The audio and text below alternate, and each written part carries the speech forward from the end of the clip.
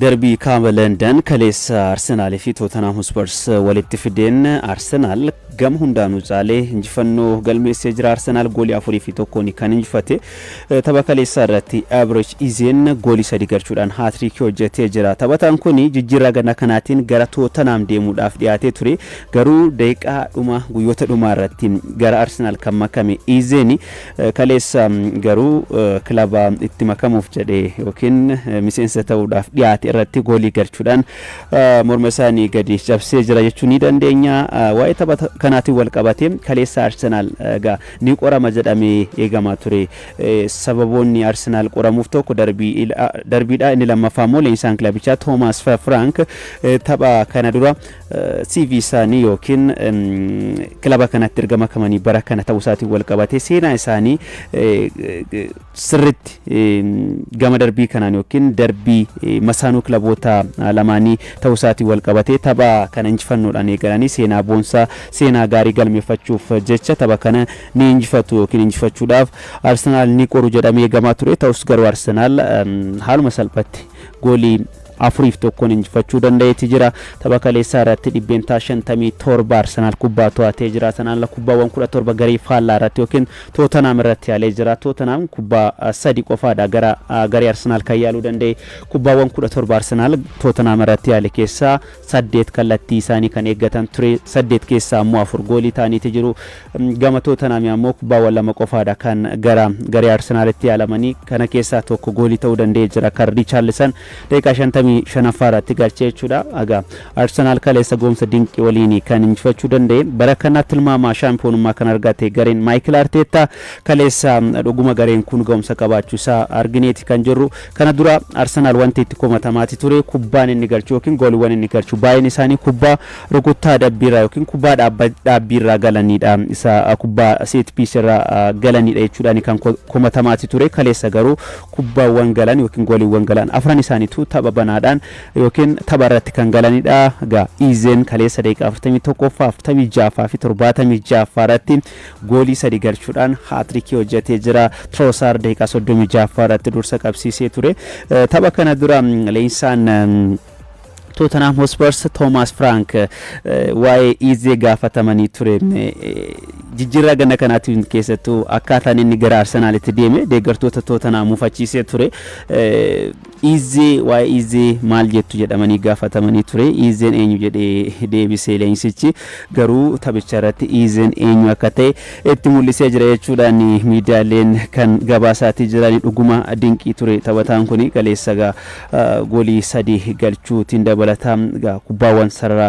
gidduurraa akkasuma sarara qarqaraatti saffisa olaanaadhaan Arsenal garee faallaa taphattoota warra Tottenham akka dhiphisu taphattoota taasisan keessaa tokkodha Izeni Arsenal kaleessa injifachuu isaatiin garaagarummaa liigichaa qabxii 6 dursuu eegaleetii kan jiru taphni biraa kan Leeds United Aston Villa simateedha tapha kanaan Leeds United reefi deeggartoota fuulduratti mo'amee jira Morgan Rogers daqiiqaa 48 fi 75 irratti gooliiwwan injifannoo Aston Villa taphattoota galchanidha kaleessa injifachuu isaatiin Aston Villaan akkasuma sadarkaa isaa fooyyeffachuu dandeetti jira kilabiin kun egaa adeemsa keessa fooyyeensa olaanaa mul'isuu irratti argama qabxii isaallee jechuudha qabxii 21 gaachuudhaan afraffaatti ol dhufeeti jira sanbata taphoonni Premier League England hedduu taphatamanii jiru taphoota sanbata taphatamanii fi qabxiiwwan hin eegimin hedduu galmaan ilaaluudhaaf Liverpool reefi deeggartoota fuulduratti Nottingham Forestiin gooliin 3-0 dhaan tapha mo'ameedha tapha sanaan Liverpool taphattoota kanneen akka Mohamed Salah kan eegaa garichaa beekar dabalatee sarara fuulduraa irratti gatii rikoordii jijjiirraa Premier League England kan mallatteessifatan Alexander Isak tapha sanarratti jalqabarraa hiriiridha garuu Liverpool injifachuu hin dandeenye leensaan kilabichaa Arne Slot amma muddama keessa jiru qeeqa hedduu keessummeessaa jiru taphattoota hamma kana naannoo walakkaa biiliinaatti paundi walakkaa biliyoonatti siqu baasanii jiru jijjiirraa taphattootaatiif qofa warri Liverpool ganna kana garuu hagasmar inumaayyuu tarree morkattoota keessaa ammaaf gadi siqaniiti jiru. Arne Slot kilabichaa ba'uu qaba sagaleen jedhus amma ol ka'ee dhagamaati jira. Tapha sanaan Nottingham Forest gorii Morilloon daqiiqaa 33ffaa Savoonaan 46ffaa fi Gibbs White daqiiqaa 78ffaa irratti galchaniin injifachuu danda'eeti jira jechuudha. Taphni biraa kan St James Park irratti Manchester City fi akkasuma Newcastle walitti fideedha. Taphni kun injifannoo Newcastle goolii 2-1 kan xumurame. Manchester Cityn tapha sana ni injifataaf tilmaama dura argatee ture. Maaliif kilabiin kun as dhiyoo kana ga'umsi mul'isaa jiru fooyyee ta'uu isaatiin wal qabate. Sanaan alammoo morkii shaampiyoonummaa Arsenal waliin geggeessaa jiraniif leenjisaan kilabichaa Pep Guardiolaan tapha dura yaada kennanii ture. Premier League in England morkiin isaa ammarraa eegala jechuu isaaniitiin wal qabate. Amma booda Pep Nistay Manchester Cityn cimee dhiyaataa yookiin taphoota amma booda ala salphaatti harkan kennuun injifata jedhamee eegamee ture. Ta'us garuu St James Park irratti harka kennanii jiru. Goolii Harvey Barnes daqiiqaa 63ffaaf 70ffaa irratti galcheen City kan mo'ame. Goolii tokkitti City mo'amu jalaa hin baasin Ruben Diaz galchuu danda'eeti jira. Manchester Cityn garaagarummaa Arsenal waliin qabu carraa dhiphisuu qaba ture. Ta'us garuu amma carrichaa fayyadamuu dhabuu isaatiin garaagarummaan Manchester City fi Arsenal gidduu jiru daranuu bal'ateeti jira. Kilabichi Manchester Cityn amma qabxii 22 qaba. Arsenal qabxii 29 qaba. Kanaaf garaagarummaa qabxii 7 gidduu isaanii kan jiru. Kana dhiphisanii taphoota itti aananiin kan morkatan ni ta'a jedhameeti kan eegamu. Kana wal qabatee Pep Guardiolaan yaada kennanii ture. Arsenal amma garaagarummaa jiru kana daranuu bal'isee kan imalu yoo ta'e irra qaqqabuun ni cima.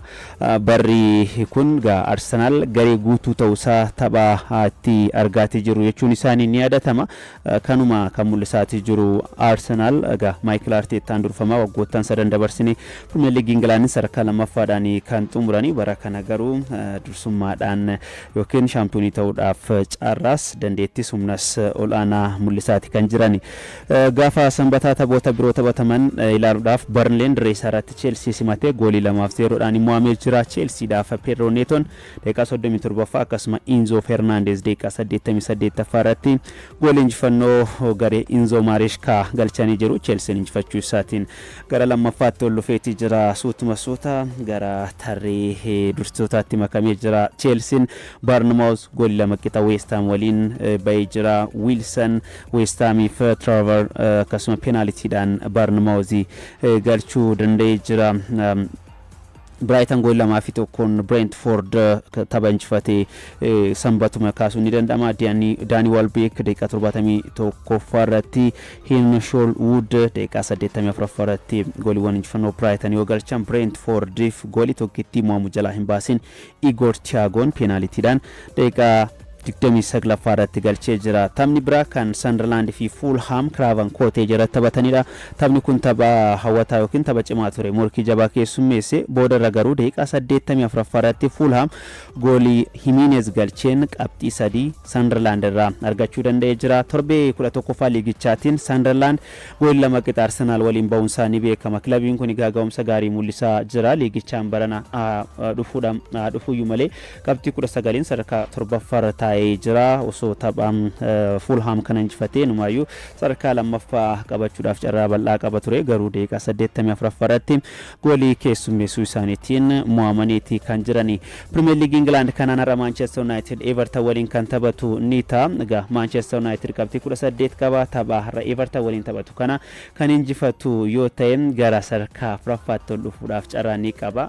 sadarkaa afuraffaa kan jiru Aston Villa qabxii 21 qaba. Unitedis qabxii 18 qaba. Injifate kanaan qabxii 21 sadarkaa lammaffaa afuraffaatti ol dhufuudhaaf carraa kan qabu ni ta'a. Premier League England qabxii 29 Arsenal dursaa jira. Chelsea 23 qaba. Manchester City 22 qabaachuudhaan sadarkaa lammaffaaf sadaffaa qabatanii jiru. Aston Villa qabxii 21, Crystal Palace 20 qabu. Brighton 19, Sunderland 19, Bournemouth 19 qabaachuudhaan amma 8tti qabatanii jiru. Manchester United qabxii 18 sadarkaa kurnaffaa, Tottenham akkasuma qabxii 18 sadarkaa saglaffaarratti argama. Liverpool shaampiyooniin dorgommichaa qabxii 18 fi idaa goolii 2 sadarkaa 11ffaarratti argama.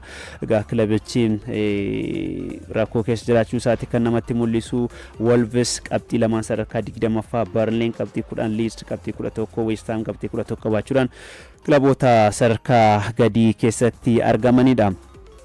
odeeffannoo laaligaa Spain wal qabatanitti yoon darbu kaleessa laaligaa Spain jechuudha Real Madrid injifachuudhaan gara dursummaa isaatti deebi'eeti jira. Kaleessa Real Madrid goolii Huijsanii fi Bellingham daqiiqaa qixaboo isaatiin dhiifama.